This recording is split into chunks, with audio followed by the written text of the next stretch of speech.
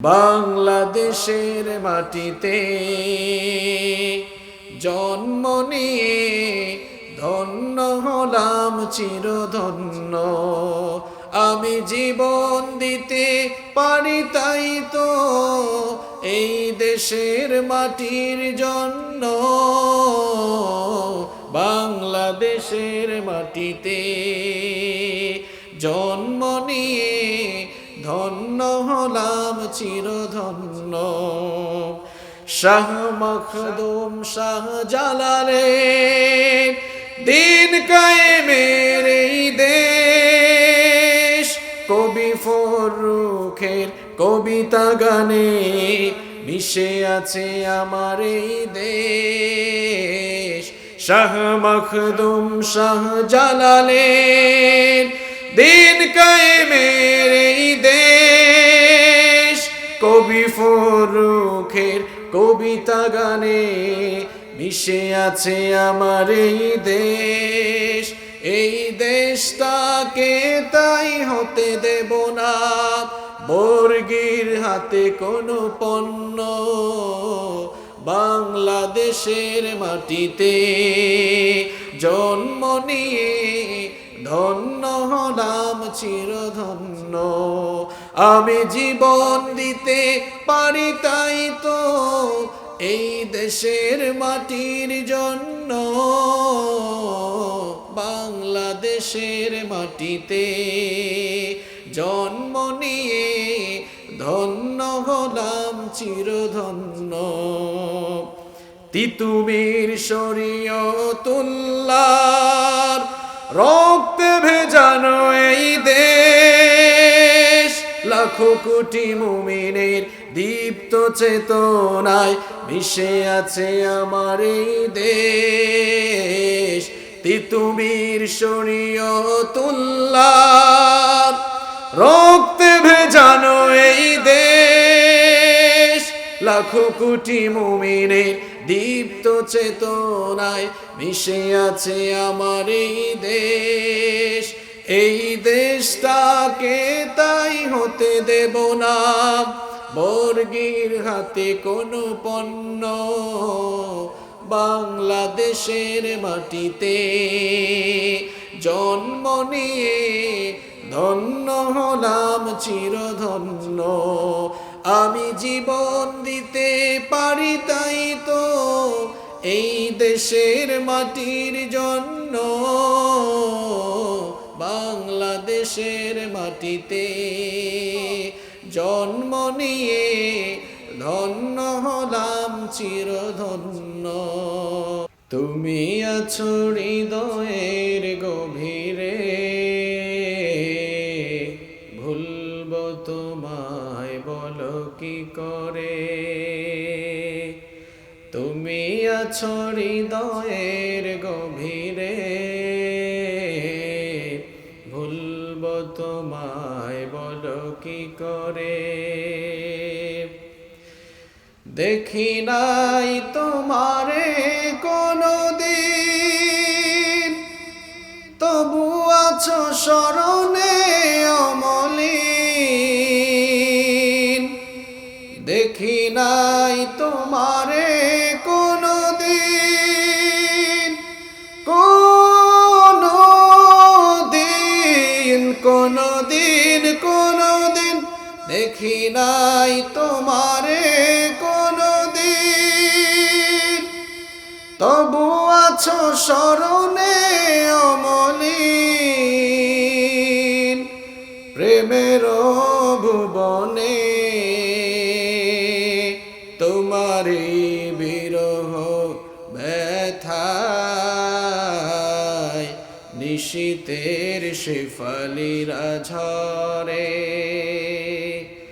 তুমি আছো হৃদয়ের গভীরে, ভুলব তোমায় বলো কি করে। তুমি আছো হৃদয়ের গভীরে, ভুলব তোমায় বলো কি করে।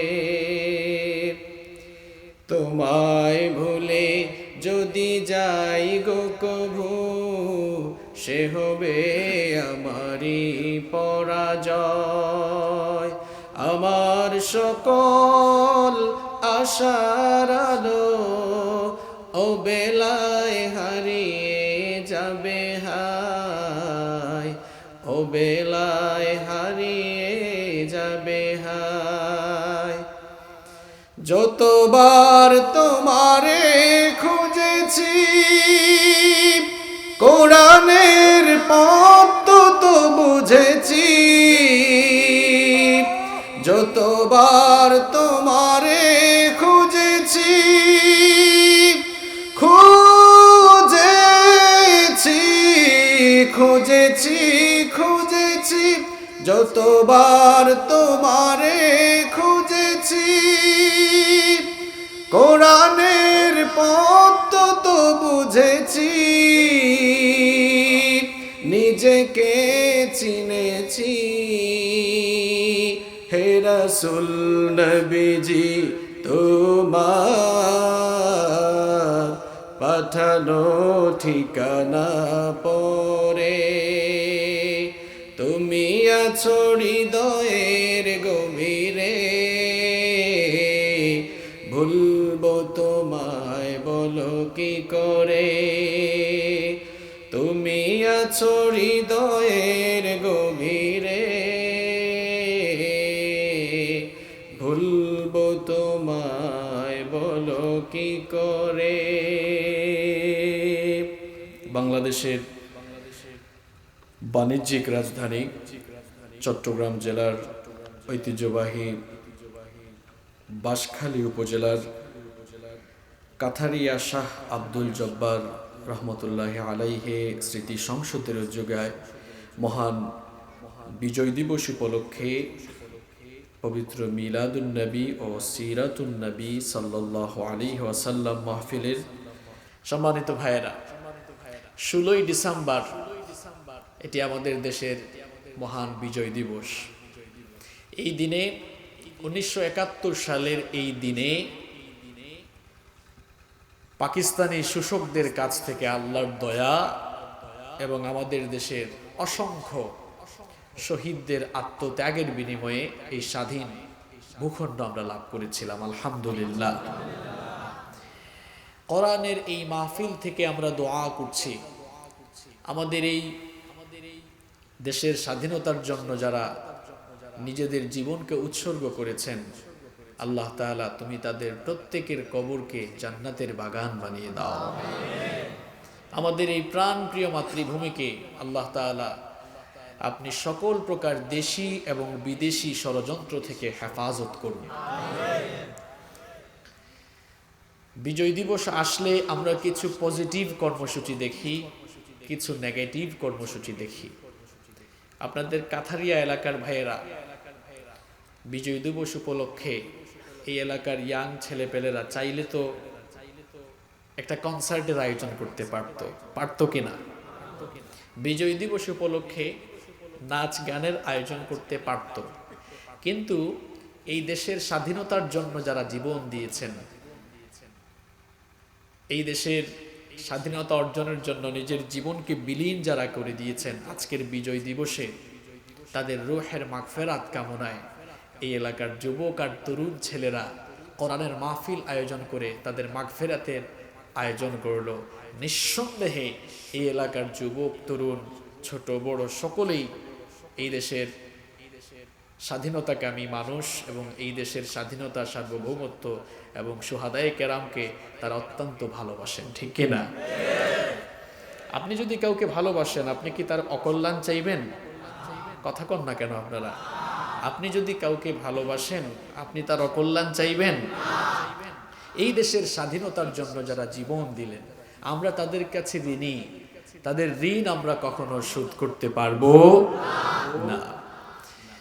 তো বিজয় দিবস আসলে বিজয় দিবসে আপনি কি করবেন, কি কি কর্মসূচি দিবেন, কি কি কাজ করবেন, এটি মনে হয় কোরআনে কারিমে নাই। হ্যাঁ, আছে তো? কনফার্ম আপনারা? বিজয় দিবসের নামে তো আল্লাহ তাআলা কোরআনে কারিমে 2টি সূরা দিয়েছেন। কোরআনে কারিমে সূরা হচ্ছে 114টি, 114টি সূরার মধ্যে আল্লাহ তাআলা বিজয় দিবসের নামে 2টি সূরা ডেডিকেট করে দিয়েছেন। আল্লাহু আকবার। কোন 2টি সূরা? এক নম্বর হচ্ছে সূরাতুল ফাতহ। সূরাতুল ফাতহ একটা সূরা কোরআনে আছে না? এই সূরার মধ্যে আল্লাহ তাআলা মক্কা বিজয়ের কথা বলেছেন। ইন্না ফাতাহনা লাকা ফাতহাম মুবিনা। বিজয়ের নামে 2টি সূরা আছে। একটি হচ্ছে সূরাতুল ফাতহ, আরেকটি সূরা হচ্ছে সূরাতুন নাসর। ইযা জাআ নাসরুল্লাহি ওয়াল ফাতহ। এই সূরার মধ্যে বিজয় দিবসের করণীয় আল্লাহ তাআলা তুলে দিয়েছেন। বিজয় দিবস আসলে মুসলমানরা কি করবে? বিজয় দিবসে মুসলমানদের কি করণীয় হবে?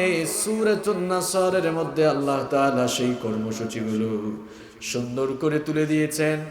এই সূরা পাইকারি হারে আপনাদের সবার মুখস্থ আছে, এজন্য প্রাণ খুলে আমার সাথে তেলাওয়াত করুন। ইযা জাআ নাসরুল্লাহি ওয়াল ফাতহ ورأيت الناس يدخلون في دين الله أفواجا فسبح بحمد ربك واستغفره إنه كان توابا। আল্লাহ তাআলা বলছেন ইযা জাআ নাসরুল্লাহি ওয়াল ফাতহ, যখন আল্লাহর মদদ, আল্লাহর সাহায্য এবং বিজয় আসবে।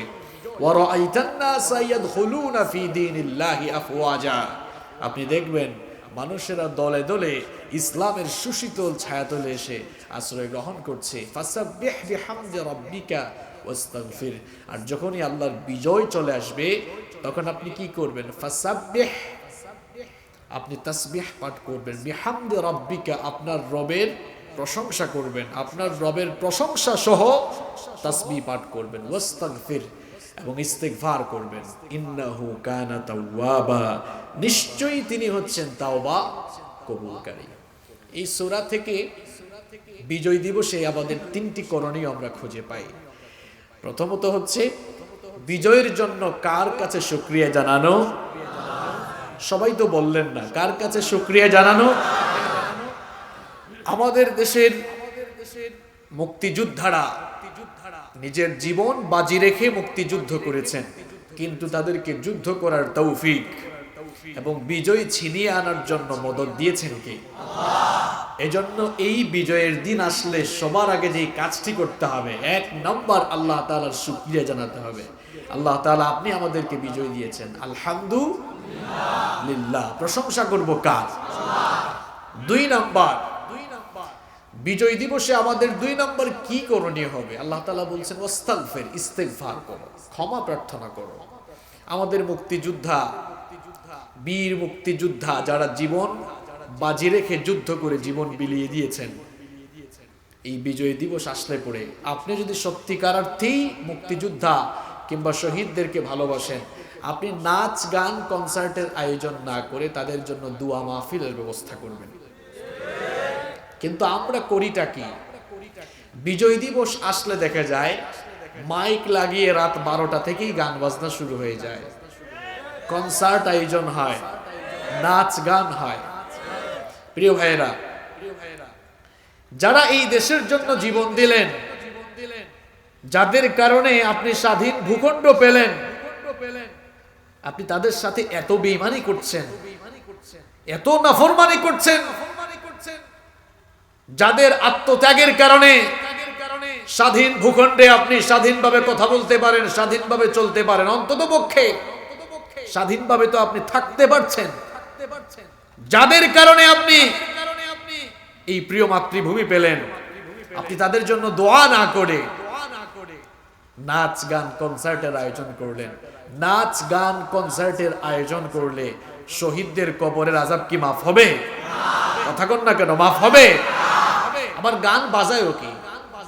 দেখা যায় 21শে ফেব্রুয়ারি ভাষা দিবস, বাংলা ভাষার জন্য যারা জীবন দিল 52 সালে, এখন 21শে ফেব্রুয়ারিকে আমরা ভাষা দিবস হিসেবে পালন করি। দেখা যায় বাংলা ভাষার দিবস পালন করে হিন্দি গান বাজিয়ে। কি বলেন, এগুলো বাংলাদেশে নাই? বাংলাদেশে থাকলেও বাঁশখালীতে নাই, এখানেও আছে। তো এই আপনার বাংলা ভাষার প্রতি আপনার ভালোবাসার নমুনা, তাই না? আপনি ভাষা দিবসে হিন্দি গান বাজিয়ে নিজেকে চেতনাধারী মানুষ হিসেবে পরিচয় দেন। আফসোস আপনার জন্য, লজ্জা আপনার জন্য। আপনি নিজেকে স্বাধীনতার চেতনায় বিশ্বাসী মানুষ হিসেবে পরিচয় দেন, অথচ এই স্বাধীনতার জন্য যারা জীবন দিয়েছে, আপনি সেই বিজয়ের দিনে, বিজয়ের দিবসে আপনি শহীদদের জন্য দোয়া না করে আপনি নাচ গান আর কনসার্টের আয়োজনগুলোতে শামিল হন। আফসোস আপনার জন্য। আমরা শহীদদেরকে ভালোবাসি বলে আমরা শহীদদের জন্য দোয়া করি, কোরআনের মাহফিল থেকে দোয়া করছি, আল্লাহ শহীদদের কবরগুলোকে জান্নাতের বাগান বানিয়ে দাও। তাহলে বিজয় দিবসের কর্মসূচি বললাম কয়টা? কথা কন না কেন? 1 নাম্বার হচ্ছে কার শুকরিয়া জানানো, নাম্বার 2 নাম্বার হচ্ছে শহীদদের জন্য ইস্তেগফার করা, দোয়া করা, মাগফিরাত কামনা করা। নাম্বার 3 নাম্বার হচ্ছে দেশের স্বাধীনতা যেহেতু আমরা পেয়েছি, এই দেশের স্বাধীনতা অর্জন হয়েছে ঠিক, কিন্তু স্বাধীনতাকে রক্ষার জন্য দেশি বিদেশি চক্রান্ত ষড়যন্ত্র থেকে বাঁচার জন্য আল্লাহর সাহায্য চাওয়ার দরকার আছে না নাই? সবসময় দোয়া করা, আপনার দেশের জন্য দোয়া করা, এটাও কিন্তু ঈমানের একটা অংশ। এজন্য আপনি দোয়া করবেন, আল্লাহ তাআলা আমরা স্বাধীন দেশ পেয়েছি ঠিক, কিন্তু এই দেশে স্বাধীনভাবে যেন আমরা চলতে পারি, বাস করতে পারি, এই পরিবেশ সৃষ্টি করে দাও। আমাদের দেশের স্বাধীনতা সার্বভৌমত্বকে তুমি হেফাজত করো, বলেন আমিন। তাহলে বিজয় দিবসের কর্মসূচি পেলাম কয়টা? এই দেশের শান্তি শৃঙ্খলা রক্ষার জন্য, এই দেশের স্বাধীনতা সার্বভৌমত্বকে টিকিয়ে রাখার জন্য আমাকে আপনাকে সকলকেই ভূমিকা রাখতে।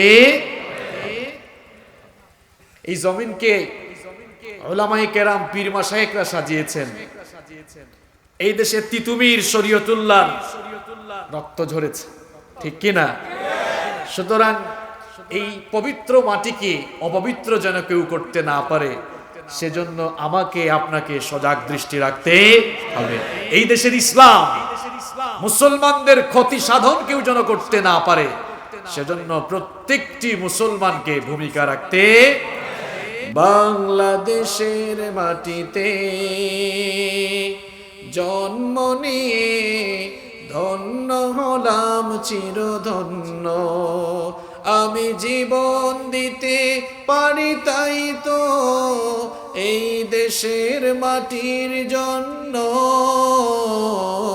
বাংলাদেশের মাটিতে জন্ম নিয়ে ধন্য হলাম চিরধন্য।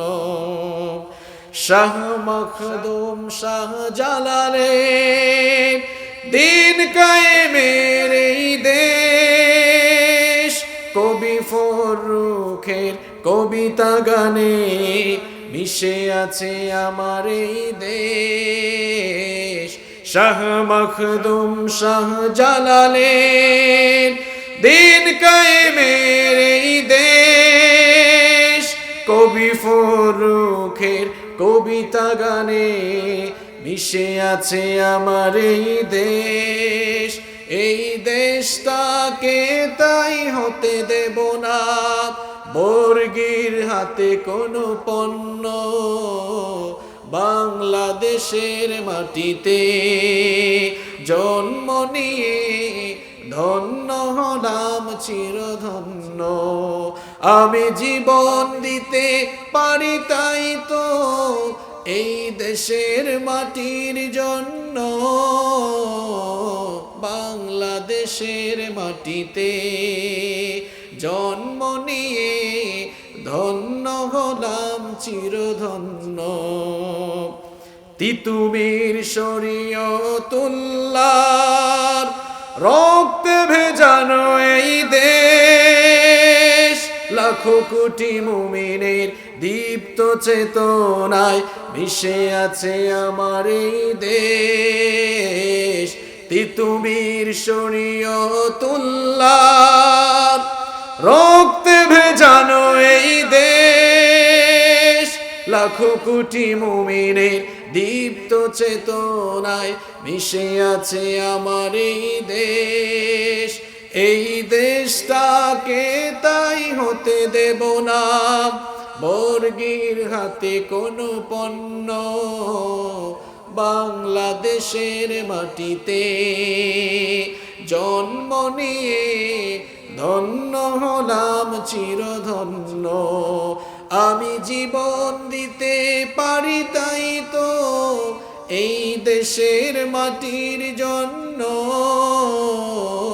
বাংলাদেশের মাটিতে জন্ম নিয়ে ধন্য হলাম চিরধন্য।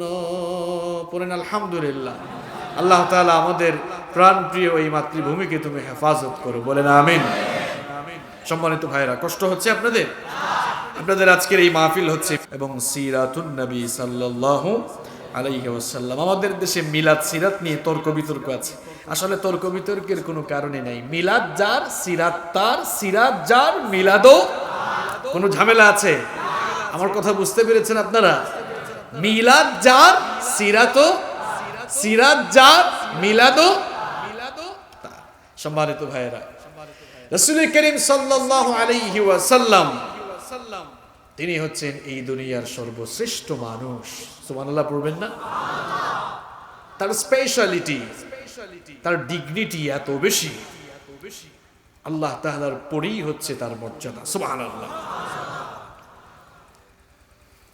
পৃথিবীতে আল্লাহ তাআলা বিশ্ব মানবতার হেদায়েতের জন্য যত পয়গাম্বার পাঠিয়েছেন, যত নবী রাসূল পাঠিয়েছেন, সমস্ত পয়গাম্বার, সমস্ত নবী এবং রাসূলদের উপরে আল্লাহ তাআলা আমার হাবিবের মর্যাদা বাড়িয়ে দিয়েছেন। আমাদের নবী পড়েন সাল্লাল্লাহু আলাইহি ওয়াসাল্লাম অন্যান্য নবীদের চাইতে মর্যাদা সম্পন্ন নবী। এখন প্রশ্ন হচ্ছে কি কারণে তিনি সকল নবীদের চাইতে মর্যাদা সম্পন্ন নবী হলেন?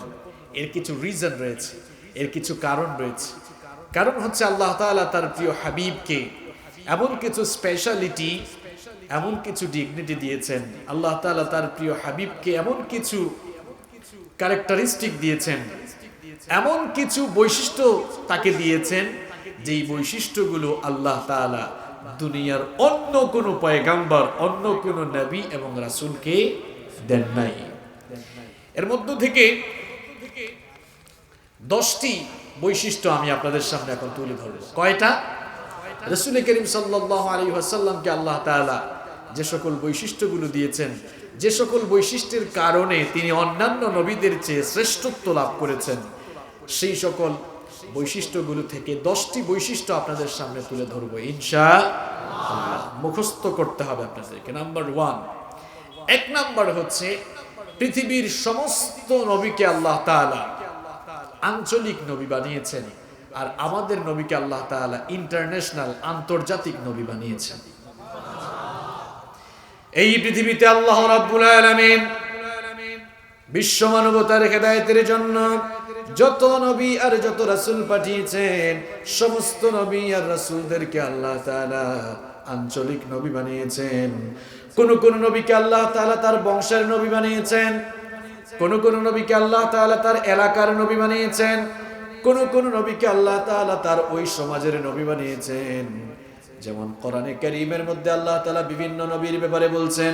সাইয়েদনা নূহ আলাইহিস সালামের ব্যাপারে আল্লাহ তাআলা বলছেন, লাকাদ আরসালনা নূহান ইলা কওমিহি ফাকালা ইয়া কওমি ইবুদুল্লাহ মা লাকুম মিন ইলাহিন গায়রু। কোরআনে কারীমের 7 নম্বর সূরা সূরাতুল আরাফের 59 নম্বর আয়াতে আল্লাহ পাক বলছেন, অবশ্যই আমি নূহকে তার সম্প্রদায়ের কাছে পাঠালাম। নূহ তার সম্প্রদায়ের লোকদের কাছে গিয়ে বললেন, হে আমার সম্প্রদায়ের লোকেরা, এক আল্লাহর ইবাদত করো, এক আল্লাহর বন্দেগী করো। তিনি ছাড়া তোমাদের কোনো ইলাহ নাই, তিনি ছাড়া তোমাদের কোনো মাবুদ নাই।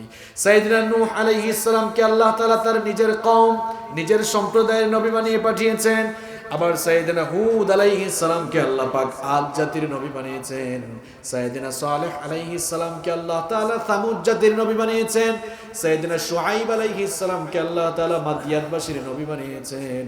সাইয়েদনা মূসা আলাইহিস সালামকে আল্লাহ পাক বনি ইসরাইলের নবী বানিয়েছেন। সাইয়েদনা ঈসা ইবনে মারইয়ামকে আল্লাহ তাআলা তার নিজের বংশের নবী বানিয়েছেন।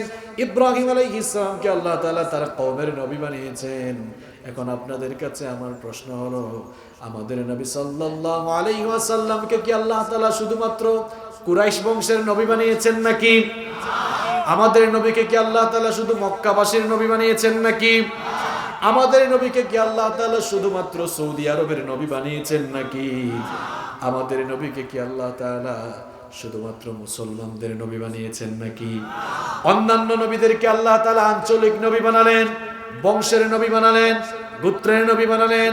আর আমাদের নবীর ব্যাপারে কোরআনে কারীমের 4 নম্বর সূরা সূরাতুন নিসা এর 79 নম্বর আয়াতে আল্লাহ পাক সুন্দর করে বললেন, ওয়া আরসালনাকা লিন-নাসি রাসূলা ওয়া কাফা বিল্লাহি শাহীদা।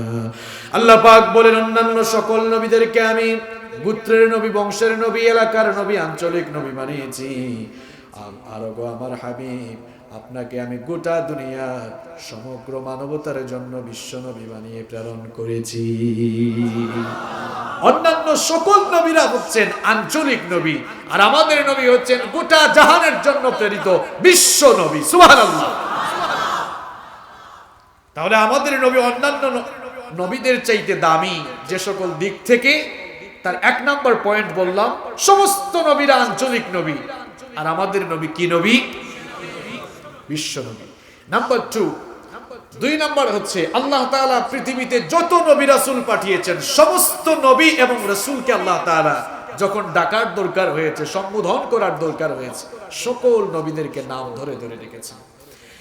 মানব জাতির পিতা সাইয়েদনা আদম আলাইহিস সালামকে যখন ডাকার দরকার হয়েছে, আবুল বাশার সাইয়েদনা আদম আলাইহিস সালামকে আল্লাহ পাক নাম ধরে ডাকলেন। কোরআনে কারীমে এসেছে, আল্লাহ তাআলা ডাক দিলেন, ইয়া আদম উসকুন আনতা ওয়া যাওজুকাল জান্নাতা ওয়া কুলা মিনহা রাগাদান হাইসু শি'তুমা ওয়া লা তাকরাবা হাযিহিশ শাজারাতা ফাতাকুনা মিনাজ জালিমিন। আল্লাহু আকবার। ডাকার দরকার হয়েছে, আদম আলাইহিস সালামকে আল্লাহ নাম ধরে ডাকলেন, ইয়া আদম, হে আদম। প্রিয় ভাইয়েরা, একটা এক্সাম্পল দিলে আপনারা খুব ভালো করে বুঝতে পারবেন। মানুষ বিয়ে করার পর যখন সন্তান সন্ততি হয়ে যায়, নিশ্চয়ই আপনাদের বাঁশখালীতেও এই চিত্র আছে, দেখবেন সন্তান সন্ততির বাবা হয়ে যাওয়ার পর তখন আর খুব কম সংখ্যক লোকেরাই ওই লোকটাকে নাম ধরে ডাকে। যখন ছেলে হয়েছে, ছেলের নাম রাখলো মনে করেন ইসমাইল, তো মানুষ ডাক দেয়, ইসমাইলের বাপ বাড়িতে আছেন নাকি? ডাকে কিনা আপনাদের এলাকায় এরকম? মনে করেন বাবার নাম হচ্ছে আব্দুল করিম। আব্দুল করিম সাহেব বিয়ে করার পরে যখন ছেলে হলো, ইসমাইল নাম রাখলেন। দেখবেন খুব কম সংখ্যক মানুষই কিন্তু আব্দুল করিম সাহেবকে আব্দুল করিম নামে ডাকবে, ঠিক আছে না? বিয়ে করার পর দেখা যায় ডাক দেয়, কিও ইসমাইলের বাবা, ইসমাইলের মা বাড়িতে আছেন নাকি? ডাকে কিনা এরকম? তো লক্ষ্য করেন, আদম আলাইহিস সালাম হচ্ছেন পৃথিবীর গোটা মানব জাতির উৎস, তিনি হচ্ছেন পৃথিবীর সমস্ত মানুষের বাবা। তো আল্লাহ তাআলা তো তাকে ডাক দেওয়ার সময় বলতে পারতেন, ইয়া আবুল বাশার, হে মানব জাতির পিতা, এটি বলে সম্বোধন করতে পারতেন কিনা? কথা কন না কেন, পারতেন কিনা? একটু সম্মান দিয়ে, মর্যাদা দিয়ে আল্লাহ তাআলা চাইলে ডাকতে পারতেন, কিন্তু আদম আলাইহিস সালামকে ডাকার দরকার হয়েছে, নাম ধরেই ডেকেছেন, বলেছেন ইয়া আদম। নূহ আলাইহিস সালামকে ডাকার দরকার হয়েছে, বলেছেন ইয়া নূহ। আমাদের জাতির পিতা ইব্রাহিম খলিলুল্লাহ, ডাকার দরকার হয়েছে, ডেকেছেন ইয়া ইব্রাহিম। সাইয়েদনা মূসা কালিমুল্লাহ, যিনি আল্লাহ তাআলার সাথে কথা বলেছেন, সুবহানাল্লাহ, ডাকার দরকার হয়েছে, ডেকেছেন ইয়া মূসা। জাকারিয়া আলাইহিস সালামকে ডাকার দরকার হয়েছে, নাম ধরেই ডেকেছেন, বলেছেন ইয়া জাকারিয়া। লূত আলাইহিস সালামকে ডাকার দরকার হয়েছে, ডেকেছেন ইয়া লূত। ঈসা ইবনে মারইয়াম, সাইয়েদনা ঈসা রূহুল্লাহকে ডাকার দরকার হয়েছে, নাম ধরেই ডেকেছেন ইয়া ঈসা কিংবা ঈসা ইবনে মারইয়াম। পৃথিবীর সমস্ত নবীদেরকে আল্লাহ তাআলা নাম ধরে ধরে রেখেছেন, কিন্তু আমাদের নবীকে যখনই ডাকার দরকার হয়েছে আল্লাহ তাআলা কখনোই নাম ধরে ডাকেন নাই। কোরআনে কারীম খুলে দেখেন, একটিবারের জন্য আল্লাহ তাআলা ইয়া মুহাম্মদ বলে সম্বোধন করেন নাই, বরং যখনই ডাকার দরকার হয়েছে তখনই আল্লাহ তাআলা তার নবীর নবুয়ত আর রিসালাতের যে বিশেষণ রয়েছে সেই বিশেষণে বিশেষায়িত করে ডেকেছেন। কোরআনে কারীমের মধ্যে এসেছে যখনই আল্লাহ তাআলা তার নবীকে ডাকার দরকার হয়েছে কিভাবে ডেকেছেন দেখেন, ইয়া আইয়ুহান নাবিয়্যু হাসবুকাল্লাহু ওয়া মান ইত্তাবা'আকা মিনাল মুমিনিন। ডাকার দরকার হয়েছে বলেন না ইয়া মুহাম্মদ, বলেছেন ইয়া আইয়ুহান নাবিয়্যু, হে আমার নবী। সুবহানাল্লাহ। ডাকার দরকার হয়েছে ডেকেছেন ইয়া আইয়ুহার রাসূল বাল্লিগ মা উনজিলা ইলাইকা মির রাব্বিক, হে আমার রাসূল আপনার কাছে যা এসেছে আপনি তা মানুষের মাঝে প্রচার করুন। সুবহানাল্লাহ। যখনই ডাকার দরকার হয়েছে আল্লাহ তাআলা নবুয়ত আর রিসালাতের সিফাতকে, নবুয়ত আর রিসালাতের গুণকে, বিশেষণকে বিশেষায়িত করে ডেকেছেন। আবার আমার নবী চাদর গায়ে দিয়ে, কম্বল গায়ে দিয়ে শুয়ে আছেন। এই চিত্র দেখে আমার আল্লাহর ভালো লাগলো। তখন আল্লাহ নাম ধরে না ডেকে মুজাম্মিল, কম্বল আচ্ছাদিতকারী, বস্ত্র আচ্ছাদিতকারী লোক হিসাবে সম্বোধন করলেন, ইয়া আইয়ুহাল মুজাম্মিল কুমিল লাইলা ইল্লা কালিলা নিসফাহু আও ইনকুস মিনহু কালিলা। আল্লাহু আকবার। আমার নবী তার নিজের বস্ত্রকে আবৃত করে শুয়ে আছেন। আল্লাহ তাআলা বললেন না ইয়া মুহাম্মদ, বলেছেন ইয়া আইয়ুহাল মুজাম্মিল, হে চাদর আবৃতকারী, হে কম্বল আচ্ছাদিতকারী, হে বস্ত্র আবৃতকারী নবী, উঠেন রাতের বেলা তাহাজ্জুদের নামাজে দাঁড়ান। আল্লাহু আকবার। আল্লাহ তাআলা চাইলে ডাকতে পারতেন ইয়া মুহাম্মদ কুমিল লাইলা ইল্লা কালিলা, এভাবে তো আয়াত নাজিল হতে পারতো কিনা? আল্লাহ তাআলা নাম ধরে ডাকেন না। এত সম্মান আল্লাহ তাআলা দিয়েছেন, আল্লাহ তাআলা তার নবীকে নাম ধরে না ডেকে নবুয়ত আর রিসালাতের বিশেষণকে বিশেষায়িত করে, কিংবা যে অবস্থায় নবী ছিলেন সেই অবস্থার আলোকে সেই ধরনের শব্দ দিয়ে তার নবীকে সম্বোধন করেছেন। আল্লাহু আকবার। আমার নবী পৃথিবীর অন্যান্য নবীদের চেয়ে কেন এত দামি? এর ৩ নম্বর কারণ হলো তিনি হচ্ছেন সমস্ত নবীদের সর্দার। তিনি এসেছেন সবার শেষে, কিন্তু মর্যাদা পেয়েছেন সবচাইতে। বলেন তো আপনারা, প্রধান অতিথি শুরুতে আসে নাকি শেষে আসে? কথা কন না কেন? প্রধান অতিথি শুরুতে আসে নাকি শেষে আসে? শেষে আসে। কিন্তু প্রধান অতিথির দাম বেশি নাকি কম? প্রধান অতিথির মর্যাদা বেশি না কম? আমার নবী হচ্ছেন খাতামুন নবিয়্যিন, তিনি হচ্ছেন সর্বশেষ নবী, যার মাধ্যমে পৃথিবীতে নবুয়ত আর রিসালাতের গেটটাকে ক্লোজ করে দেওয়া হয়েছে, বন্ধ করে দেওয়া হয়েছে। আল্লাহু আকবার। মা কানা মুহাম্মাদুন আবা আহাদিম মির রিজালিকুম ওয়ালাকির রাসূলুল্লাহি ওয়া খাতামান নাবিয়্যিন ওয়া কানা আল্লাহু বিকুল্লি শাইইন আলিম। আল্লাহ তাআলা বলছেন মুহাম্মদ, পড়েন সাল্লাল্লাহু আলাইহি ওয়াসাল্লাম, তিনি তোমাদের কোন পুরুষদের পিতা নন, বরং তিনি হচ্ছেন আল্লাহর প্রেরিত রাসূল, আর তিনি হচ্ছেন সর্বশেষ নবী। তাহলে আল্লাহর নবীর আরেকটি স্পেশালিটি হচ্ছে তিনি হচ্ছেন সর্বশেষ নবী। তারপরে পৃথিবীতে আর কোন নবী আসবে কিছু ভণ্ড নবী আসবে, এটাও বলে গিয়েছেন মুহাম্মদ সাল্লাল্লাহু আলাইহি ওয়াসাল্লাম। বিশ্ব নবী সাল্লাল্লাহু আলাইহি ওয়াসাল্লাম ১৫০০ বছর আগে বলে গিয়েছেন, লা তাকুমুস সাআহ হাত্তা ইয়াবআথা দাজ্জালুনা কাযাবুন করিবুম মিন ৩০। বিশ্ব নবী সাল্লাল্লাহু আলাইহি ওয়াসাল্লাম বলেছেন, ততদিন পর্যন্ত কিয়ামত হবে না যতদিন না আমার উপরে ৩০ জন ভণ্ড নবীর আগমন ঘটে। জোরে কোন কয়জন? অলরেডি কিন্তু ২৭ থেকে ২৮ জন ভণ্ড নবী তাদের নবুয়ত দাবি করেছে। গেল শতাব্দীতে এই ভারতবর্ষের এক কুখ্যাত লোক মির্জা গোলাম আহমদ কাদিয়ানী, সেও তাকে নবী বলে দাবি করেছিল। এটা আপনারা জানেন। এই কাদিয়ানীরা কাফের, কাদিয়ানীদেরকে যারা কাফের বলবে না তারাও কাফের। কেন তারা কাফের?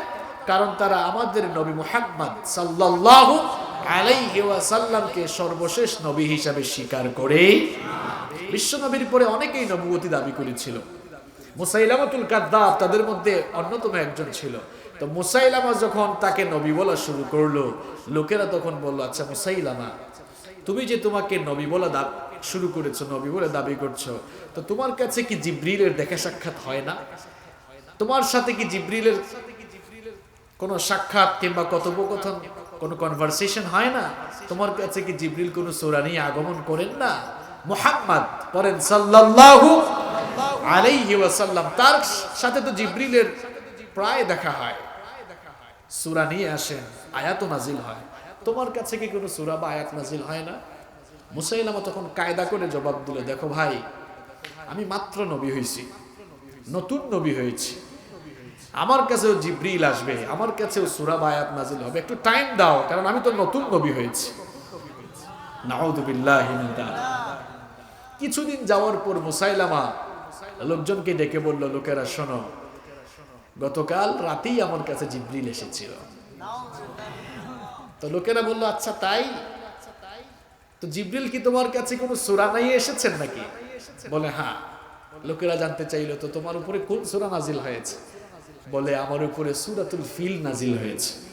আপনারা আবার ভুল বুঝবেন না, এটা কোরআনে কারীমের সূরা ফিল না, এটা মুসাইলামার কাছে নাজিল হওয়া ফিল। তো লোকেরা বলল, আচ্ছা তাই, তো তোমার কাছে নাজিল হওয়া সূরা একটু তেলাওয়াত করে শোনাও তো।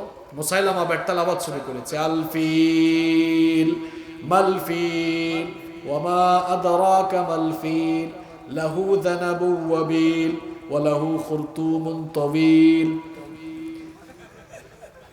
দেখেছেন, পাবলিক অর্থ না বুঝেই হাসে, অর্থ শুনলে তো আরো হাসবে। আল ফিল হাতি, মাল ফিল হাতি কি, ওয়ামা আদরাকা মাল ফিল আপনি কি জানেন হাতি কি? দেখেছেন, হাতির ডেফিনেশন শুরু হয়েছে। লাহু যানাবু ওয়াবিল, তার লেজ আছে, ওয়া লাহু খুরতুমুন তাওয়িল, তার লম্বা একটি সুরও আছে। তো লোকেরা মুসাইলামার তেলাওয়াত শুনে বলল, মুসাইলামা তুমি যে একটা ধোঁকাবাজ, ভণ্ড, প্রতারক, বেঈমান, এটি প্রমাণ হওয়ার জন্য তোমার তেলাওয়াতকৃত সূরাটি যথেষ্ট। পৃথিবীতে আমার নবীর পরে আর কোন নবীর আগমন ঘটবে না, এটাও আমার নবীর আরেকটা স্পেশালিটি। নাম্বার 4, 4 নাম্বার হচ্ছে আল্লাহ তাআলা আমার নবীকে এত সম্মান দিয়েছেন, অন্যান্য নবীদের চেয়ে আমার নবীকে এত সম্মান বাড়িয়ে দিয়েছেন, যেখানেই আল্লাহর নাম সেখানেই রাসূলের নাম। আরো আসতে বলেন সুবহানাল্লাহ। তিলকার রুসুলু ফাদ্দালনা বা'দাহুম আলা বা'দ। রাসূল যারা একজনের উপরে আরেকজনকে প্রাধান্য দিয়েছেন, কে? এক এক নবীর এক এক স্পেশালিটি ছিল। যেমন মুসা আলাইহিস সালামের স্পেশালিটি ছিল, তিনি আল্লাহর সাথে কথা বলতেন, আল্লাহ তাআলা তার সাথে কথা বলতেন।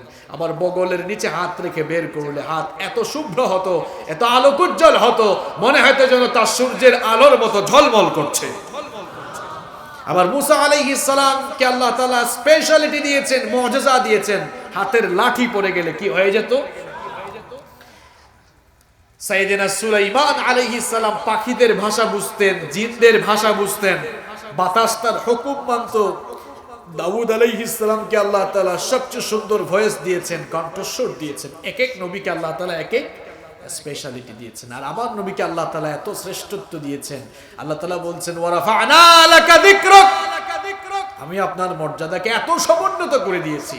আমার নবীকে আল্লাহ এত মর্যাদা দিয়েছেন, যেখানেই আল্লাহর নাম উচ্চারণ করবেন, আল্লাহর নামের পরেই সেখানে দেখবেন রাসূলের নাম রয়েছে। সুবহানাল্লাহ পরে বলেন, বুঝেন আগে আযান যখন হয়, আযানে আল্লাহর নামের পরেই রাসূলের নাম আছে না নাই? ইকামতে আল্লাহর নামের পরে রাসূলের নাম আছে না নাই?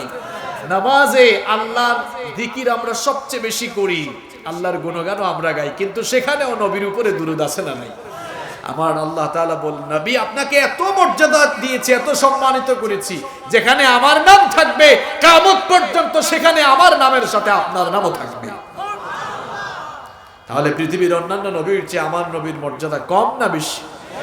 নাম্বার 5, 5 নাম্বার হচ্ছে আল্লাহ তাআলা কিয়ামতের দিন আমার নবীকে সাহেবুল কাউসার বানিয়ে দিবেন। সুবহানাল্লাহ পড়েন। কিয়ামতের কঠিন বিভীষিকাময় দিনে হাসরের মাঠে দুনিয়ার সকল মানুষগুলো গিয়ে সমবেত হবে। আমার ভাইয়েরা, হাসরের দিনটা বড় ভয়ঙ্কর হয়ে যাবে। এখন তো সূর্য মানুষের মাথার থেকে 9,30,00,000 মাইল দূরে, 9,30,00,000 মাইল দূরের সূর্য কিয়ামতের দিন মানুষের মাথার 1 কিংবা 2 মাইল উপরে নেমে আসবে। সূর্যের প্রচন্ড তাপে জমিন সেদিন তামার জমিনে পরিণত হয়ে যাবে। গুনাহগারদের মাথার চান্দি ফেটে মগজগুলো টকবক করে গলে গলে বেয়ে বেয়ে পড়তে থাকবে। আহারে, সে কঠিন দৃশ্য আমি আপনাদেরকে কেমনে বুঝাই। মহিলারা যখন চুলায় ভাত রান্না করে, পানি গরম হয়ে যাওয়ার পর চাল যেমন করে ফুটতে থাকে, মাথার 1 কিংবা 2 মাইল উপরে যখন সূর্য নেমে আসবে, গুনাহগারদের মাথার চান্দি ফেটে মগজগুলো টকবক করে গলে পড়তে থাকবে। মানুষেরা এত বেশি পিপাসার্ত হয়ে যাবে, পিপাসার যন্ত্রণায় মানুষের জিহ্বাটা বের হয়ে কুকুরের মতো নাভিস্থল পর্যন্ত ঝুলতে থাকবে। আল্লাহু আকবার। হাসরের সেই কঠিন বিভীষিকাময় দিনে কোনো নদী নালা থাকবে না, খাল বিল থাকবে না, টিউবওয়েলও পাবেন না। টিউবওয়েল চেপে পানি পান করার কোনো সুযোগ আছে নাকি গান? হাসরের সেই কঠিন দিনে শুধুমাত্র কাউসার থাকবে। বিশ্বনবী সাল্লাল্লাহু আলাইহি ওয়াসাল্লামকে সেদিন আল্লাহ তাআলা সাহেবুল কাউসার বানিয়ে দিবেন। বুখারীর বর্ণনা, বিশ্বনবী সাল্লাল্লাহু আলাইহি ওয়াসাল্লাম বললেন, ও আমার সাহাবীরা ভালো করে শোনো, কিয়ামতের দিন আকাশের মধ্যে যতগুলো তারকা রয়েছে এর চাইতেও বেশি কাউসারের পেয়ালা আল্লাহ পাক আমাকে দান করবেন, আর আমি আমার উম্মতের লোকদেরকে কাউসার বিলাতে থাকবো। আমার ভাইয়েরা, কাউসারের পানি হচ্ছে দুধের চাইতেও সাদা, মধুর চাইতেও মিষ্টি। আর এই কাউসারের পানি যারা একবার পান করবে, চিরজীবনের জন্য তাদের তৃষ্ণা নিবারণ হয়ে যাবে। কিয়ামতের দিন এই কাউসারের মালিক বানানো হবে যাকে, তিনি হচ্ছেন মুহাম্মদ সাল্লাল্লাহু। আমার নবী অন্যান্য নবীদের চেয়ে যে কারণে শ্রেষ্ঠ,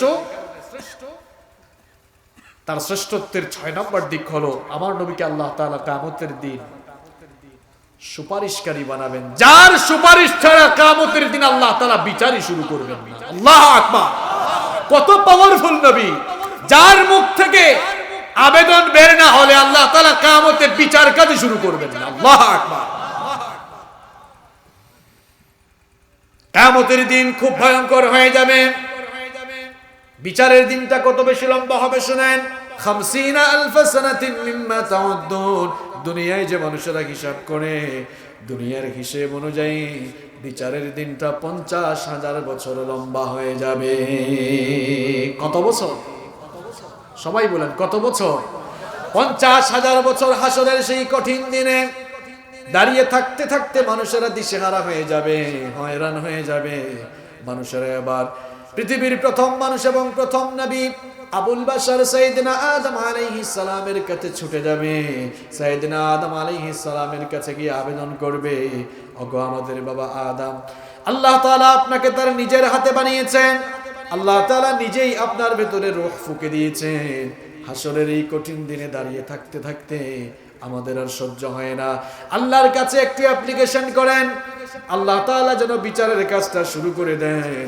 সাইয়েদনা আদম আলাইহিস সালাম তখন বলবেন, নফসি নফসি, নিজেকে বাঁচানোর ধান্দায় আমি আছি, কারণ নিষিদ্ধ গাছের ফল ভক্ষণ করেছিলাম, জানি না আজ আল্লাহ তাআলা আমার সাথে কি দুর্ব্যবহার করেন।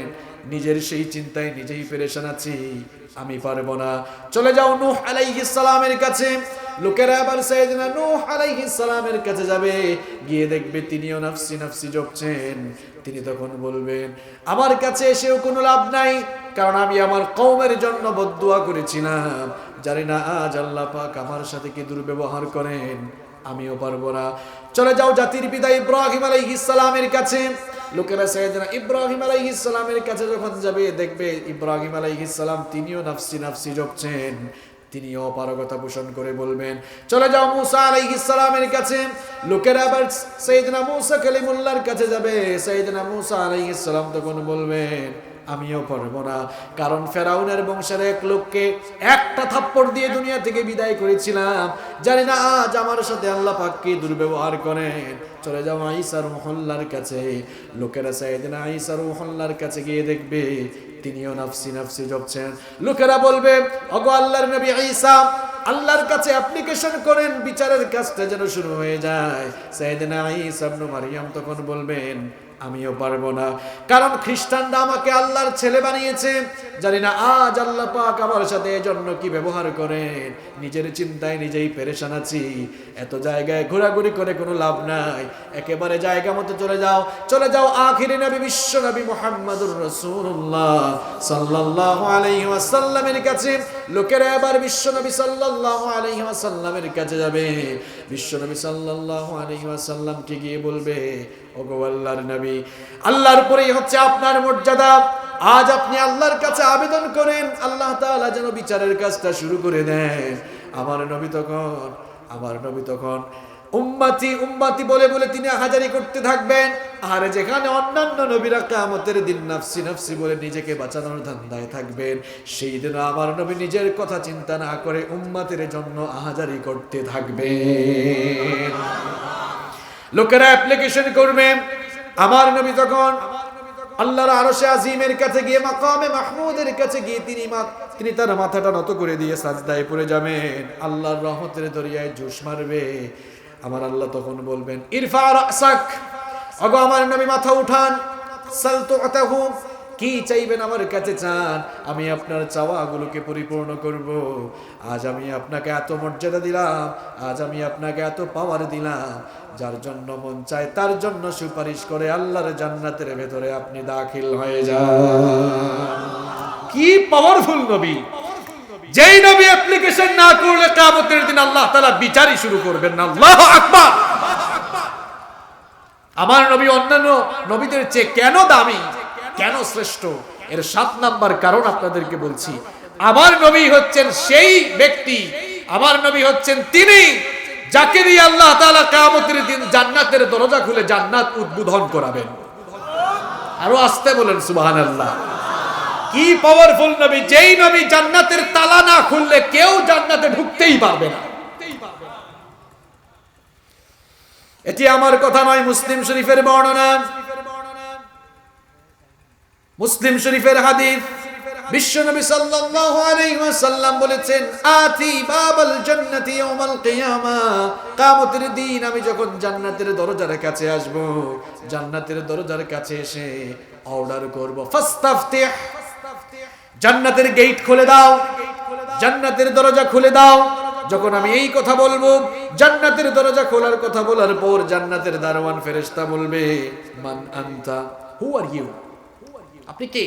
তখন রাসূল করিম সাল্লাল্লাহু আলাইহি ওয়াসাল্লাম বলবেন, আনা মুহাম্মদ সাল্লাল্লাহু আলাইহি ওয়াসাল্লাম। দাররক্ষী দারওয়ান ফেরেশতা তখন বলবে, বিকা উমিরতু লা আফতাহু লি আহাদিন ক্বাবলাক, আপনার জন্যই তো আমি অপেক্ষা করছি, কারণ আল্লাহ পাক আমাকে আদেশ করেছেন আপনি ঢোকার আগে যেন কেউ জান্নাতে ঢুকতে না পারে। আজকে আপনার মাধ্যমে এই জান্নাতকে উদ্বোধন করা হবে। নবীর দাম বেশি হলে নবীর উম্মতের দামও কম না বেশি? আমরা উম্মতের দিক থেকে পৃথিবীতে এসেছি সবার শেষে, আমরা আখেরি উম্মত। নবীর দামটাও যেমন বেশি, উম্মত হিসাবে আমাদের দামও বেশি। আমার নবী সাল্লাল্লাহু আলাইহি ওয়াসাল্লাম বলেছেন, কিয়ামতের দিন আমার উম্মতের লোকেরা জান্নাতে ঢোকার আগ পর্যন্ত অন্য কোনো নবীর উম্মত জান্নাতে ঢুকতে পারবে না। সবার আগে আমার উম্মতের লোকেরাই জান্নাতে ঢুকবে। দামও কম না বেশি? আমাদের উম্মতের ব্যাপারে আল্লাহ তাআলা বলেছেন, কুনতুম খায়রা উম্মাতিন উখরিজাত লিন-নাসি তা'মুরুনা বিল মা'রুফি ওয়া তানহাউনা আনিল মুনকার। তোমরাই হচ্ছে শ্রেষ্ঠ জাতি, তোমাদেরকে বের করা হয়েছে মানবতার কল্যাণের জন্য। তোমরা মানুষদেরকে সৎ কাজের আদেশ দিবে আর অসৎ কাজ থেকে নিষেধ করবে। আমাদেরকে অন্যান্য উম্মতের চাইতে মর্যাদা সম্পন্ন শ্রেষ্ঠ উম্মত বানিয়েছেন কে? আমার নবী অন্যান্য নবীদের চেয়ে শ্রেষ্ঠ, তার ৮ নম্বর কারণ হলো আমার নবীর চরিত্র এত সুমহান চরিত্র। আমার নবীর চরিত্র বর্ণনায় আল্লাহ তাআলা তার নিজের সিফাতি নামকে ডেডিকেট করেছেন। আল্লাহ আমার নবীর চরিত্রের বর্ণনা দিকে আল্লাহ তাআলা তার নিজের একটা নাম বরাদ্দ করে দিয়েছেন, ওয়া ইন্নাকা লাআলা খুলুকিন আযীম। নবীর চরিত্র বর্ণনায় আল্লাহ তাআলা বললেন আমার নবী আযীম, সুমহান এক আদর্শের উপরে প্রতিষ্ঠিত। সুবহানাল্লাহ পড়েন। আল্লাহ তাআলার একটি সিফাতি নাম হচ্ছে আযীম, আবার কোরআনের আরেকটি নাম হচ্ছে আযীম। ওয়ালাকাদ আতাইনাকা সাবআম মিনাল মাসানি ওয়াল কুরআনাল আযীম। আমি আপনার উপরে নিত্য পাঠনীয় সপ্তবাক্য অর্থাৎ সূরাতুল ফাতিহা এবং নাজিল করেছি আল কুরআন আল আযীম। আল্লাহ তাআলার একটি নাম আযীম। কোরআনের শান মান বর্ণনায় আল্লাহ তাআলা তার এই আযীম শব্দ ব্যবহার করলেন, আর তার নবীর চারিত্রিক গুণাবলী বর্ণনায় আল্লাহ তাআলা তার এই সিফাতি নাম আযীম শব্দ বরাদ্দ করে দিয়েছেন। সুবহানাল্লাহ। আমার নবীকে এমন এক চরিত্র আল্লাহ তাআলা দিয়েছেন, আমরা যারা মুসলমান, আমরা যারা নবীর উম্মত, শুধু আমরাই আমার নবীর গুণগান গাই না, প্রশংসা করি না। আমার নবীকে নিয়ে যারা পড়াশোনা করেছে, আমার নবীকে নিয়ে যারাই গবেষণা করেছে, তারাই আমার নবীর গুণগান গাইতে বাধ্য। যারা নবীর জীবনী জানে না, পড়াশোনা করে নাই, গবেষণা করে নাই, তাদের কথা ভিন্ন। কিন্তু বাসখালীর মুসলমানরা, আপনারা জানলে অবাক হয়ে যাবেন, আমার নবীকে নিয়ে যারাই পড়াশোনা করেছে, সে যে ধর্মেরই মানুষ হোক না কেন, আমার নবীর গুণগান গাইতে সে বাধ্য। হিন্দু হোক, বৌদ্ধ হোক, খ্রিস্টান হোক, যে ধর্মেরই হোক না কেন, পড়াশোনা যেই করেছে আমার নবীকে নিয়ে, সেই আমার নবীর গুণগান করতে বাধ্য হয়েছে। দেখেন, হিন্দুদের মধ্যে একজন নামকরা লোক মহাত্মা গান্ধী। মহাত্মা গান্ধীর নাম শুনেছেন আপনারা? ফাদার অফ ইন্ডিয়া বলা হয়। ব্রিটিশ বিরোধী আন্দোলনের অন্যতম পুরোধা ছিলেন, অন্যতম নেতা ছিলেন। তিনি রাসূল করিম সাল্লাল্লাহু আলাইহি ওয়াসাল্লামের বায়োগ্রাফি পড়লেন, রাসূল করিম সাল্লাল্লাহু আলাইহি ওয়াসাল্লামের জীবনী অধ্যয়ন করলেন, জীবনী পড়লেন। জীবনী পড়ার পর তিনি বললেন, ইসলাম didn't come through the sword in this world. পৃথিবীতে ইসলাম তরবারির মাধ্যমে আসে নাই। আমি এতদিন শুনেছি পৃথিবীতে ইসলাম নাকি তরবারির মাধ্যমে এসেছে, কিন্তু মুহাম্মাদের জীবনী পড়ে দেখলাম পৃথিবীতে ইসলাম তরবারির মাধ্যমে আসে নাই, বরং ইসলাম এসেছে মুহাম্মাদের চারিত্রিক সুভাষ দিয়ে। কথাটি কোনো মুসলমানের না কোনো হিন্দুর? তিনি বললেন, I have studied lot of biographies in my life, but the biography of Prophet Muhammad was an unique, unparalleled and fantastic biography which I have ever read. তিনি বললেন, পৃথিবীতে তো বহু মানুষের জীবনী আমি পড়লাম, কিন্তু এই লোকটার জীবনী পড়ে আমি দেখলাম তিনি হচ্ছেন ব্যক্তিত্বের দিক থেকে অনন্য, অসাধারণ, অতুলনীয়, যার সাথে পৃথিবীর কোনো মানুষের তুলনাই চলে না। যে ধর্মেরই মানুষ হোক না কেন, আমার নবীকে নিয়ে যারাই পড়াশোনা করেছে, গবেষণা করেছে, আমার নবীর গুণগান গাইতে বাধ্য হয়েছে। বৌদ্ধদের শীর্ষ একজন ধর্মীয় নেতা দালাই লামা, আপনারা অনেকেই তার নাম শুনেছেন। তিনি তিব্বতের প্রধান ধর্মীয় গুরু ছিলেন। আমার নবীর জীবনী যখন তিনি পড়লেন, নবীজির ব্যাপারে তার ধারণা পাল্টে গেল। তিনি তখন বললেন, prophet Muhammad is the best example for the entire humanity. তিনি বললেন, নবী মুহাম্মদ হচ্ছেন গোটা পৃথিবীর মানবতার জন্য সবচাইতে অনুপম দৃষ্টান্ত। তিনি আরো বললেন, we should follow the path which shown by the prophet Muhammad to get global peace. সবাই তো শান্তির কথা বলে, কিন্তু সত্যিকার অর্থেই যদি গোটা বিশ্বের মানুষ শান্তি পেতে চায়, তাদের উচিত হচ্ছে মুহাম্মাদের দেখানো পথকে অনুসরণ করা। এটা কোনো মুসলমানের কথা নয়, বৌদ্ধদের শীর্ষ পর্যায়ের ধর্মীয় নেতা দালাই লামা এই উক্তি করেছেন। আপনি গুগলে সার্চ করে দেখেন, সব পাবেন। আমি বানিয়ে বানিয়ে বলছি না। শুধু হিন্দু আর বৌদ্ধ নয়, খ্রিস্টানদের নামকরা ব্যক্তিরা, তারাও নবীজির জীবনী পড়ে ধারণা পাল্টে গিয়েছে। নিশ্চয়ই আপনারা মাইকেল এইচ হার্টের নাম শুনেছেন। মাইকেল এইচ হার্টের একটি বহুল পরিচিত বই হচ্ছে দি 100। বিশ্বের শ্রেষ্ঠ 100 মনীষীর জীবনী, ranking of the most influential persons in history. ইতিহাসের বিখ্যাত 100 মানুষের জীবনী তিনি সেখানে উল্লেখ করেছেন। তিনি একজন খ্রিস্টান, একজন খ্রিস্টান হয়েও খ্রিস্টানরা যাকে অনুসরণ করে, ঈসা আলাইহিস সালাম যাকে তারা নাম দিয়েছেন যীশু খ্রিস্ট, 100 জন লোকের জীবনী উল্লেখ করতে গিয়ে সবার উপরে যাকে তারা অনুসরণ করে, খ্রিস্টানরা যাকে অনুসরণ করে, যীশু খ্রিস্টের নামটা উপরে রাখে নাই, রেখে দিয়েছে আমার নবীর নাম। এই বইটা লেখার পর গোটা দুনিয়ায় খ্রিস্টানরা তার সমালোচনা শুরু করে দিল যে মাইকেল এইচ হার্ট এটা কি কাজ করলো, নিজে একজন খ্রিস্টান হয়ে মুসলমানদের নবীর নাম তার বইয়ের উপরে রেখে দিল। মাইকেল এইচ হার্ট সমালোচনার জবাব দিলেন। তিনি বললেন, যারা আমার সমালোচনা করছে তারা না বুঝেই সমালোচনা করছে। আমি মুহাম্মাদের জীবনী পড়েছি, আমি মুহাম্মাদের জীবনী পড়ে দেখেছি, he was the only man in history who was supremely successful on both the religious and secular level. পৃথিবীর একমাত্র লোক হচ্ছে মুহাম্মদ সাল্লাল্লাহু আলাইহি ওয়াসাল্লাম, যিনি ধর্মীয় এবং জাগতিক সকল ক্ষেত্রেই যিনি সফলতার দৃষ্টান্ত রেখেছেন। তোমরাও জীবনী পড়ে দেখো, তোমরাও আমার মতো মানতে বাধ্য। তিনি আরো বললেন, মুহাম্মাদের জীবনী পড়ার পর আমার আর এই কথা বলতে কোনো আপত্তি নেই, he must be called the saviour of humanity. এই কথা বলতে আমার কোনো আপত্তি নেই, মুহাম্মদ হচ্ছেন গোটা দুনিয়ার মানবতার ত্রাণকর্তা। আপনি তো নবীর উম্মত হয়ে এখনো নবীর জীবনীও একবার পড়লেন না, আর হিন্দু বৌদ্ধ খ্রিস্টানরা নবীজির জীবনী পড়ে কি কমেন্ট করছে? নবীজির পুরো জীবনী পড়েছেন কে কে? হাত তুলেন তো। দেখছেন নবীর উম্মতের অবস্থা। এই দেশে দিন কায়েম কি এমনি এমনি হবে? দিন কায়েম আপনারা করবেন না, নবীর জীবনী তো জানলেন না, নবীর আদর্শই জানলেন না, দিন কায়েম কখন করবেন? আপনি নিজের 3.5 হাত বডিতে আগে দিন কায়েম করেন। কি রাগ করলেন নাকি আপনি? নিজের 3.5 হাত বডিতে দিন কায়েম করেন, নিজের ফ্যামিলিতে দিন কায়েম করেন, সমাজেও দিন কায়েম হবে, রাষ্ট্রেও দিন কায়েম হয়ে যাবে। ঠিকের আওয়াজ তো দিলেন জুড়ে, কিন্তু নিজের ভেতরে আগে তো এস্টাবলিশ করতে হবে, ঠিক কি না? খ্রিস্টান কয়েকজনের নাম আমি এরকম বলতে পারবো। নেপোলিয়ন বোনাপার্টের নাম আপনারা অনেকেই শুনেছেন, তাই না? এই নেপোলিয়ন বোনাপার্ট ইতিহাসের এক বিখ্যাত লোক। এই লোকটা রাসূল করিম সাল্লাল্লাহু আলাইহি ওয়াসাল্লামের জীবনী পড়ে কি চমৎকার কমেন্ট করে বসলো। সে বলল, if the people of the world, if the people of the world accept the ideology of Muhammad sallallahu alayhi wasallam, they will be guided on the path of happiness and prosperity. সে বলল, যদি পৃথিবীর লোকেরা মুহাম্মাদের আদর্শকে গ্রহণ করে নেয়, তারা সুখ আর সমৃদ্ধির পথ খুঁজে পাবে।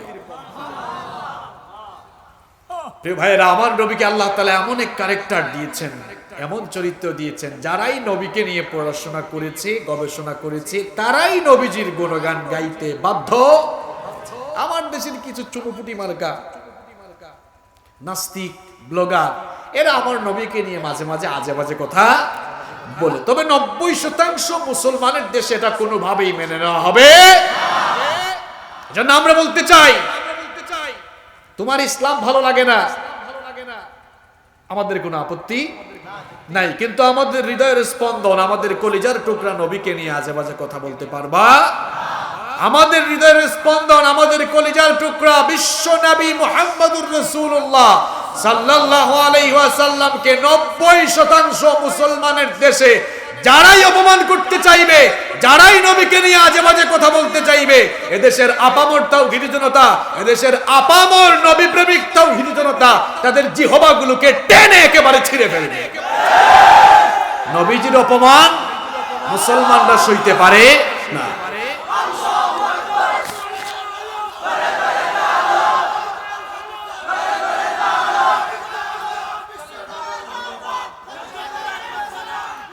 সম্মানিত ভাইয়েরা, সম্মানিত ভাইয়েরা, আমি তো 8টা বললাম, আরো 2টা বলে শেষ করছি। নাম্বার 9 নাম্বার হচ্ছে, পৃথিবীর কোন নবীকে আল্লাহ তাআলা 7 আকাশ ভেদ করে, সিদরাতুল মুনতাহা ভেদ করে মেরাজে নেন নাই, কিন্তু আমার নবীকে 7 আকাশ পাড়ে দিয়ে সিদরাতুল মুনতাহা ভেদ করে আল্লাহ তাআলা মেরাজের রজনীতে তার সান্নিধ্যে নিয়েছেন। সুবহানাল্লাহ। সুবহানাল্লাযী আসরা বিআবদিহি লাইলাম মিনাল মাসজিদিল হারাম ইলাল মাসজিদিল আকসা।